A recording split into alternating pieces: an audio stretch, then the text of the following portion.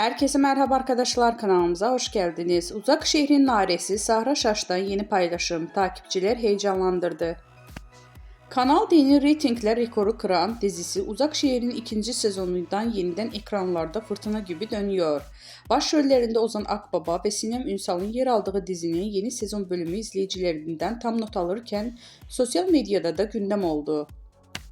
Dizide Nare karakterine hayat veren başarılı oyuncu Sahra Şaş, Instagram hesabından yaptığı paylaşım ile takipçilerini heyecanlandırdı. Şaş'ın yeni sezon setinden paylaştığı fotoğraf kısa sürede binlerce beğeni aldı. Ayna yapım imzası taşıyan Uzak Şehir, yeni sezonun yeni bölümleriyle rekor kırmaya devam ediyor.